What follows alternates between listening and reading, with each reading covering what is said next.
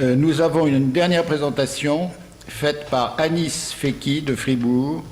Il est gynécologue obstétricien, chef de service. Le titre de sa communication est Préservation de la fertilité avec conservation de tissu ovarien. Quand, comment et quels en sont les résultats? Le docteur Feki est branché. Je suis en ligne. Merci beaucoup. Bonjour. Bonjour. Permettez-moi de partager mon écran. Voilà.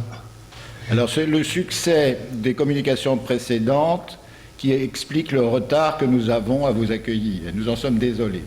Alors, j'étais en ligne et j'ai écouté toutes les présentations avec plaisir, en présence de professeur Bouquet de la Jolinière. On est tous les deux dans le bureau et donc on a écouté et on a suivi les conversations. Bonjour. Mon cher collègue, c'est Henri Coulin, le président de l'Académie, qui voulait vous remercier.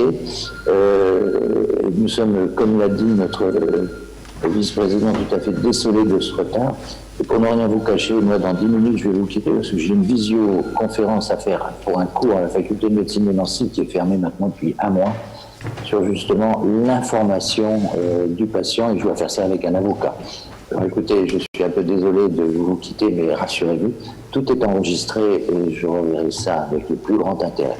Merci de votre gentillesse et tous mes voeux à nos amis, parce que j'ai pas mal d'amis là-bas chez vous en Suisse, et plus particulièrement aux UG, c'est-à-dire aux hôpitaux universitaires de Genève. Donc je vous souhaite une excellente communication et excusez-moi de vous abandonner dans 10 minutes. Merci. Bonsoir. Bonsoir, cher maître. Merci beaucoup, Monsieur le Président, Monsieur le Secrétaire Général, Monsieur le Vice-président, tous les membres de l'Académie française de chirurgie. Merci de m'avoir donné l'opportunité de parler de la préservation de fertilité avec conservation de tissu ovarien, quand, comment et quels sont les résultats. Pourquoi parler de ce sujet? Parce que le pronostic de survie après traitement d'un cancer s'est considérablement amélioré ces dernières années, que ce soit chez l'enfant, l'adolescent ou l'adulte. Les protocoles sont devenus de plus en plus performants. Et puis, comme effet secondaire, entre autres à long terme, est l'altération de la fertilité. Et la problématique et les différentes alternatives de préservation de la fertilité doivent être abordées dès le début de la prise en charge oncologique, avant tout traitement anticancéreux potentiellement stérilisant. Et ça veut dire que ces patients, il faut les adresser assez rapidement à des centres de référence pour une prise en charge multidisciplinaire. Et ce sujet, bien sûr, a ouvert une autre voie qui est la préservation de fertilité de convenance ou pour raison sociale, sujet qui ne sera pas abordé lors de cette présentation. Quelques chiffres pour vous présenter la problématique. Par exemple, en Suisse, en 2005, il y a eu 1700 enfants de moins de 15 ans, 2000 adolescents et jeunes adultes de moins de 24 ans, 5800 hommes âgés entre 24 et 40 ans, plus de 4600 femmes âgées entre 24 et 35 ans ont eu des cancers. Et en 2012, donc on a fait, c'était pour regarder les résultats, on a vu qu'il y a eu seulement 200 à 300 ovocytes ou échantillons de tissu ovarien issus de femmes atteintes de cancer ont été congelés. La même année, à peine une centaine d'enfants ont bénéficié d'une stratégie de préservation de fertilité. Et ces chiffres attestent d'un défaut d'information des professionnels de santé et des patients et d'une organisation qui peine à se mettre en place. Ce qui a fait que l'ASCO a remarqué que c'est un problème assez général dans les différents pays, et dans ses recommandations, elle a dit que dans le cadre du consentement éclairé au préalable à la prise en charge oncologique, les oncologues doivent aborder la problématique d'infertilité avec les patients le plus tôt possible lors de la planification du traitement. Pourquoi? Avant de recruter ou de discuter des patientes, il faut savoir, comme vous le savez probablement, que le nombre de follicules, il diminue avec l'âge. Et les thérapies anticancéreuses, elles vont détruire les follicules ovariens, elles vont accélérer le vieillissement des ovaires et par conséquent aussi perturber les cycles menstruels ou le début de la puberté. Bien sûr, avant de discuter avec la patiente de conservation de fertilité, il faut qu'on sache que les produits de chimiothérapie gonadotoxiques sont classés en 4 catégories. À haut risque, dont le chef de file, c'est les cyclophosphamide. À risque intermédiaire, la cisplatine, l'adriamycine. À bas risque ou à risque inconnu, comme l'oxyplatine. Il faut aussi qu'on caractérise la patiente, c'est-à-dire la classifier à haut risque, à risque intermédiaire, à bas risque, c'est-à-dire que par définition, si 80% des femmes développent une aménorrhée après un traitement, elles sont à haut risque. Si entre 30 et 70% des femmes développent une aménorrhée après traitement, elles sont à risque intermédiaire. À bas risque sont quand elles sont inférieures à moins 20%. Et puis, bien sûr, risque inconnu, c'est que l'état des recherches est limité sur ce type de traitement. Les indications, à part les indications de cancer, il y a d'autres maladies de système qui nécessitent un traitement à base de chimiothérapie ou certains accidents qui nécessitent certains types de chirurgie. L'âge est un critère aussi de préservation de fertilité. Certaines pathologies bénignes comme l'endométriose ou l'insuffisance ovarienne précoce. Le principe de la conservation de tissu ovarien, c'est que la majorité des ovules sont situés au niveau du cortex et ce cortex ovarien, il est facile à prélever par la paroscopie ou par la porotomie s'il y a une autre intervention qui sera effectuée au même moment. La stratégie globale de la prise en charge pour la femme, c'est que si elle est en âge prépubère, on recommande le prélèvement de tissu ovarien qui sera conservé. Et si elle est en âge postpubère, on va essayer de soit faire une stimulation et conserver les ovocytes. Si elle est en couple, on va conserver les embryons. Bien sûr, selon les législations des pays, s'il y a la législation autorise le don de sperme pour les mères célibataires, on fera avec pour conserver des embryons. Si la durée entre l'indication de préservation de fertilité et le début de traitement de chimiothérapie ne nous autorise pas à faire une stimulation ovarienne, dans ce cas, on va prélever le tissu ovarien et le conserver.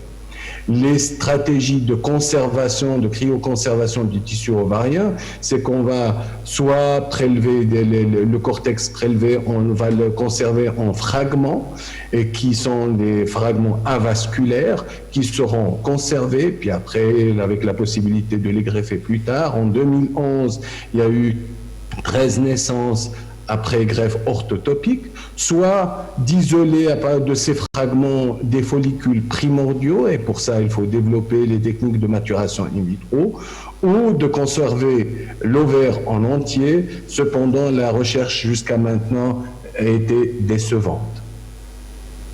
L'historique de la greffe du tissu ovarien a commencé avec une expérimentation chez le singe Rhesus, où la première progéniture vivante après transplantation de tissu frais était en 2004.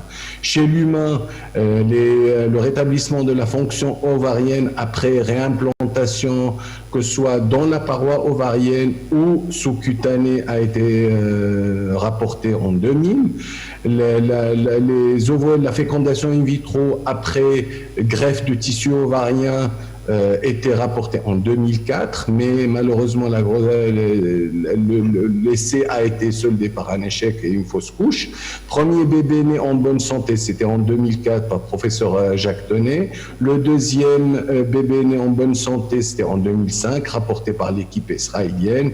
Et depuis, il y a eu plusieurs grossesses après greffe ovarienne. Une chose très importante, c'est qu'avant de prélever le tissu ovarien, il faut bien sûr évaluer la réserve ovarienne, soit par des échographies pour faire le compte folliculaire, ou l'AMH qui est détectable avant la puberté. Elle chute rapidement lors du traitement du cancer des filles prépubères ou pubères. Le niveau de l'hormone antiovarienne se rétablit chez les patientes qui ont un faible risque de gonadotoxicité. L'AMH, elle ne parviendra pas à se rétablir chez les patientes à haut risque et cela pourrait être le signe d'une future baisse de fertilité.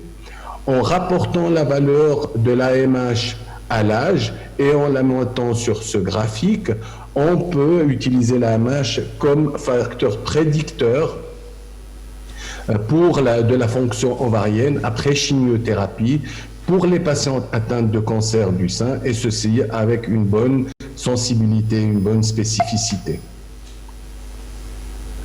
Cependant, la réserve ovarienne peut être altérée avant le traitement anticancéreux. Ceci a été reporté dans 2 études. La première effectuée sur 38 patientes atteintes de lymphome et l'AMH était basse comparée aux cas témoins.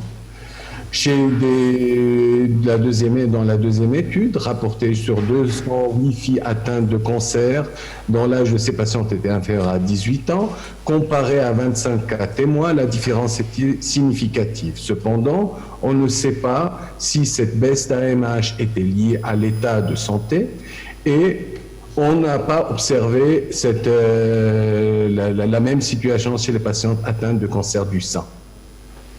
Les approches pour les greffes, donc on en peut greffer soit de façon orthotopique, soit de façon hétérotopique.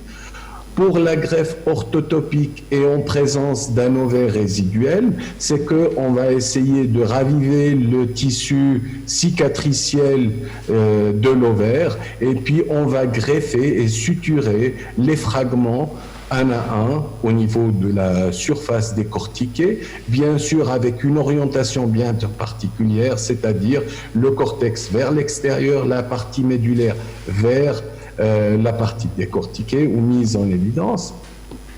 Si les fragments congelés sont petits, ne permettent pas une suture, on va les orienter de la même façon que pour la technique de suture, et puis on va mettre une colle biologique et les couvrir avec un tissu résorbable tel que le taboton.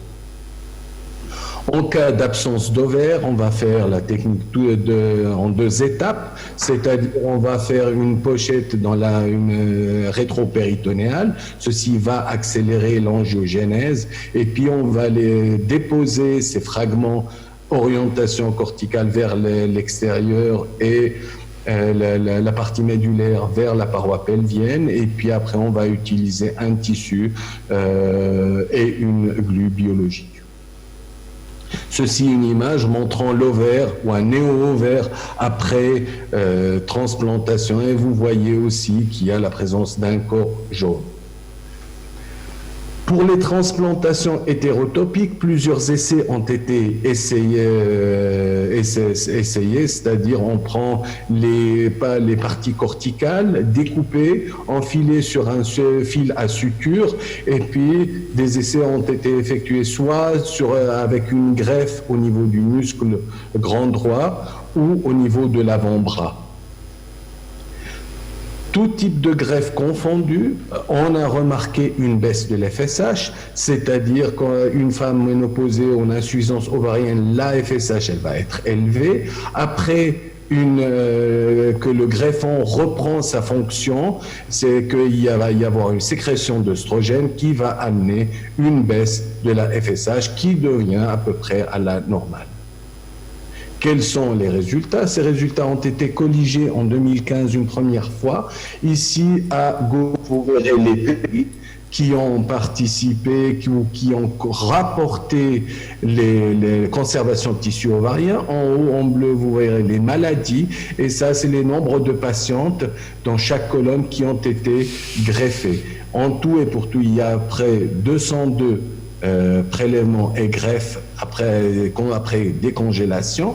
Ici, vous voyez en 2015 les techniques de conservation. La majeure, si ce n'est pas la totalité, c'était la technique de conservation a été du slow freezing, c'est-à-dire de la congélation lente.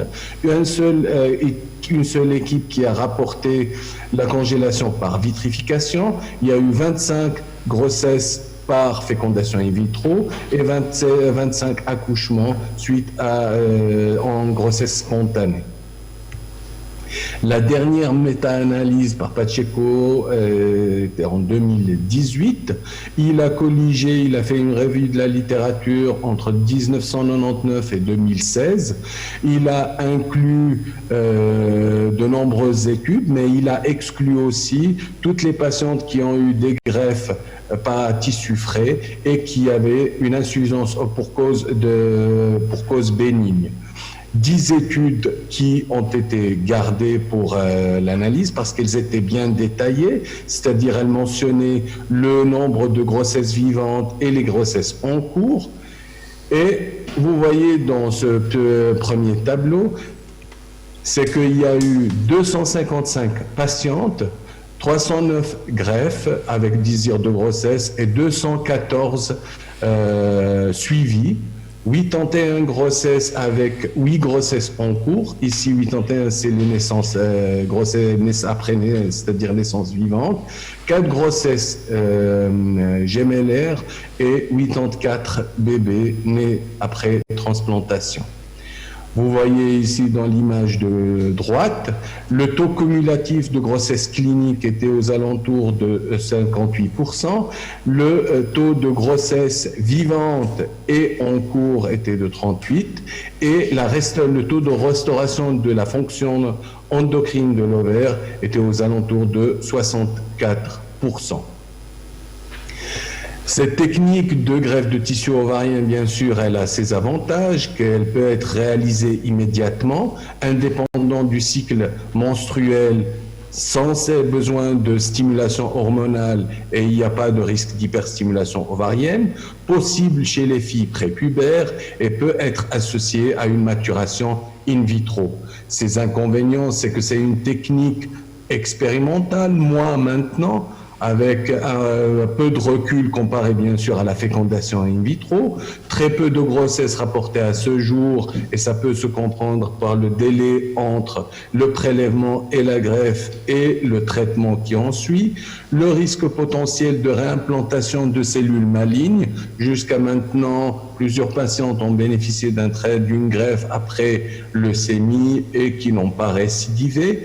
La diminution de la réserve ovarienne, ça se comprend après le prélèvement, et les risques opératoires.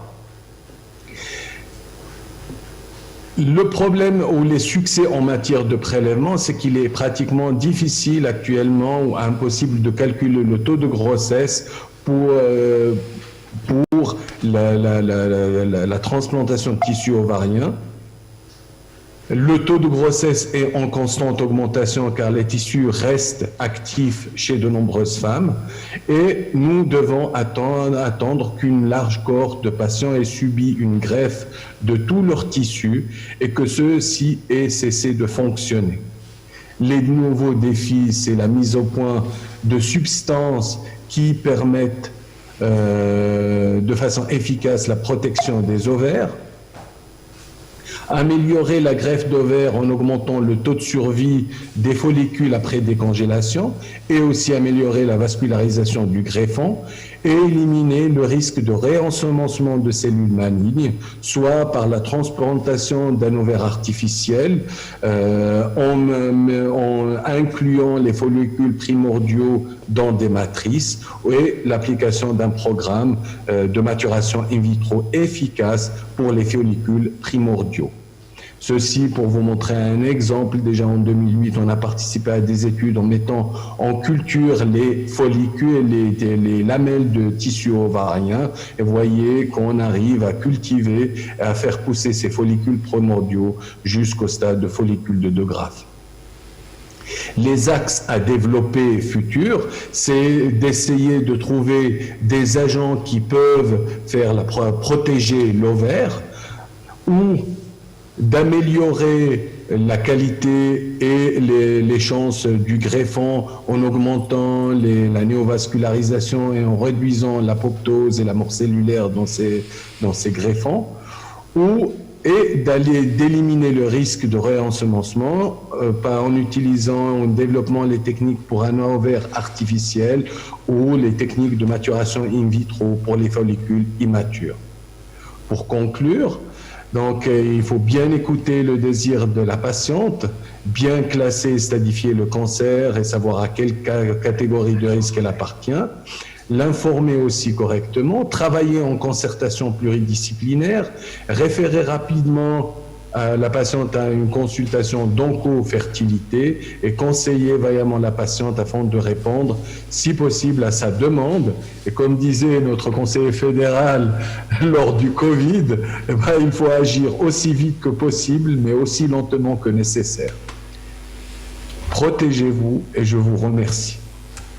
Merci beaucoup de cette très intéressante communication qui quand même concerne un sujet encore très confidentiel.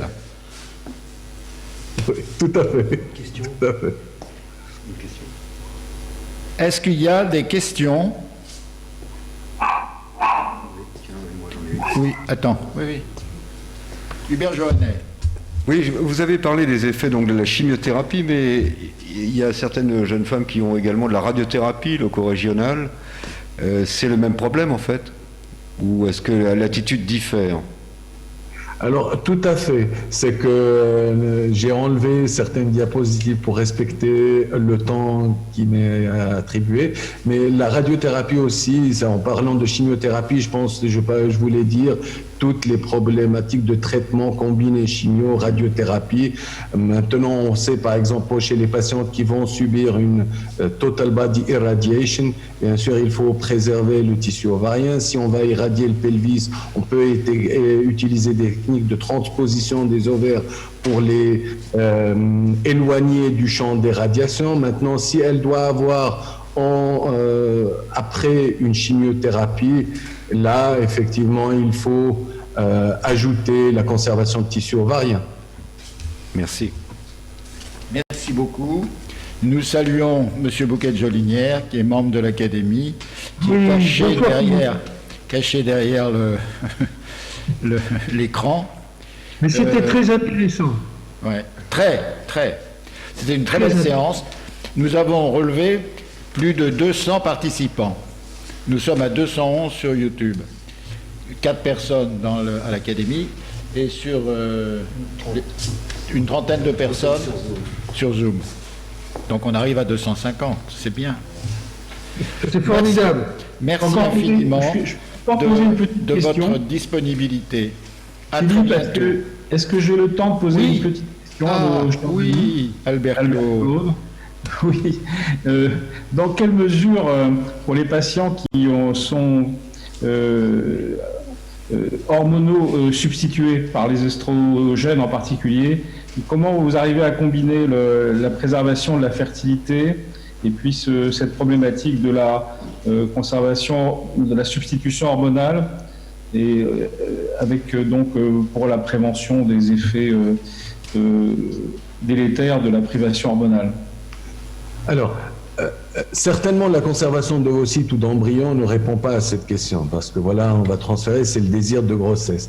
Maintenant, la greffe de tissu en soi et la prise du greffon, elle va répondre à cette question, c'est-à-dire le fait qu'il y a une fonction ovocytaire et une ovulation, il va y avoir une sécrétion hormonale et donc ça va substituer.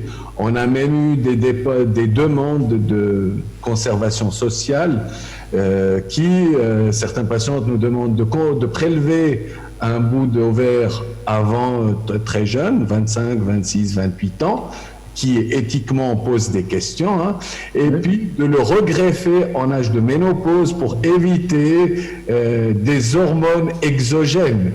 Donc, bien sûr, ça pose une question avec un débat social, éthique. Oui, bien sûr. Et puis aussi, on sait qu'avec l'âge, il y a une augmentation de risque de cancer, le sein, ovaire. Et puis, est-ce que avoir une grossesse ou augmenter le risque, il faut mesurer le risque-bénéfice d'une telle thérapie. Oui, bien sûr, totalement. Répondu à la question. En tout cas, on va essayer toujours de faire le prélèvement avant traitement de chimio, de radiothérapie, si on veut vraiment donner la chance à la patiente. C'est-à-dire, il faut que le tissu n'a pas vu de chimio, de radiothérapie avant. Bien sûr. bien sûr. Merci beaucoup, c'est un complément d'information très intéressant. Merci beaucoup. Bon, eh bien, merci à tous. Je crois que nous pouvons clore la séance qui a été très réussie et remercier notre secrétaire général de l'avoir organisée si bien. À la prochaine. Merci. Bientôt.